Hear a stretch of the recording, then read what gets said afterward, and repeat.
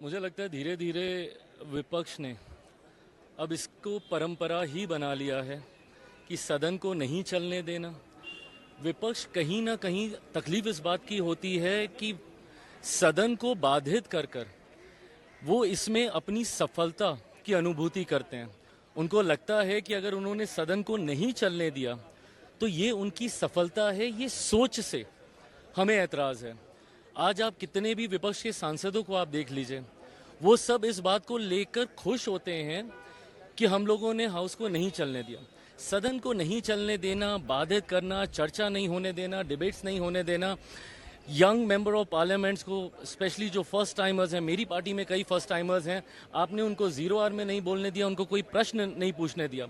और उसके बाद आज आप इसको एक तमगे की तरह लेकर आप जनता के बीच जा रहे हैं कि देखिए हमने हाउस को नहीं चलने दिया। लोकतंत्र और एक स्वस्थ लोकतंत्र में ये कतई उचित नहीं है। विपक्ष धीरे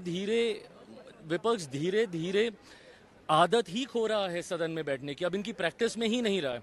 और अगर इसी तरीके से चलता रहा तो मैं मानता हूं कि 2029 आते आते देश का विपक्ष की वजह से बहुत ज़्यादा नुकसान होगा, क्योंकि जो चर्चाएं यहाँ पर होनी चाहिए वो नहीं हो पाई। देखिए, सत्ता पक्ष ने जितना प्रयास किया, और ये आप सबके सामने है, आप एक जगह बता दीजिए जहाँ पे ह्यूमिलिटी के साथ हमने, हमारी सरकार ने, हमारे पार्लियामेंट्री अफेयर मिनिस्टर ने निरंतरता में रोज़ प्रयास किया।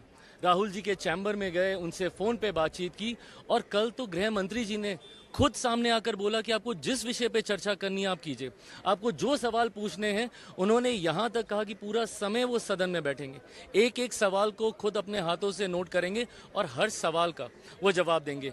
इससे ज़्यादा सरकार क्या रीच आउट कर सकती थी?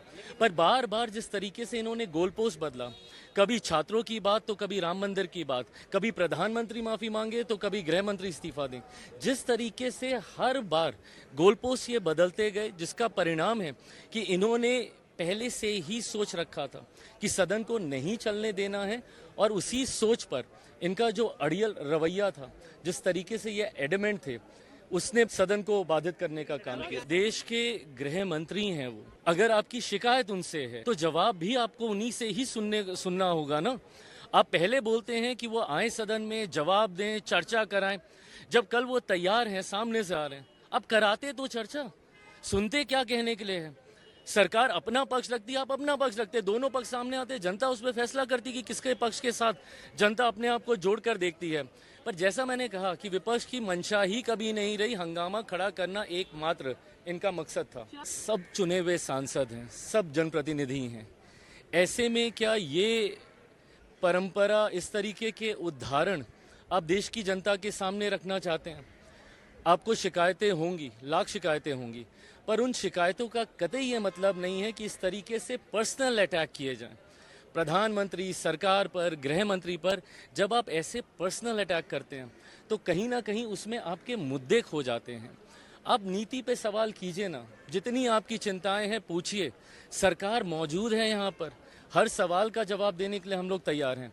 पर इस तरीके से पर्सनल अटैक करना, मुझे नहीं लगता कि ये उचित उदाहरण हम देश की जनता के सामने, खास तौर पर ये जनप्रतिनिधि अपने क्षेत्रवासियों के सामने और देश का जो यंगर लॉर्ड है, जो युवा है, उसके सामने ये कतई उचित उदाहरण नहीं है। देखिए, मुझे नहीं पता कि ऐसा हुआ कि नहीं हुआ, पर अगर लीडर ऑफ ऑपोजिशन है वो राज्यसभा में, देश की सबसे बड़ी विपक्ष पार्टी के वो राष्ट्रीय अध्यक्ष हैं, अगर उन्होंने ऐसी चिंता जाहिर की है तो ये ज़रूर चिंता का विषय है। और आज भी हकीकत है, और अफसोस की बात यही है कि आज भी कई बार ऐसे उदाहरण सामने आते हैं जहां दलित पृष्ठभूमि होने की वजह से आपके साथ भेदभाव किया जाता है। आज भी आज़ादी के इतने सालों के बाद रहकर एक दलित युवक को घोड़ी पे चढ़ने से रोका जाता है, बारात निकालने से रोका जाता है, मंदिर में कोई प्रवेश करता है, मंदिर धुलवाया जाता है। अगर ऐसी घटना हुई है तो मैं स्वयं वहाँ की सरकार से मैं आग्रह करूंगा कि इसकी जांच करवाई जाए, और जो भी ऐसी मानसिकता के लोग हैं जो आज भी 21वीं शताब्दी में भी जात पात, धर्म, मजहब के आधार पर भेदभाव करते हैं, वो निंदनीय है, कतई बर्दाश्त नहीं किया जा सकता।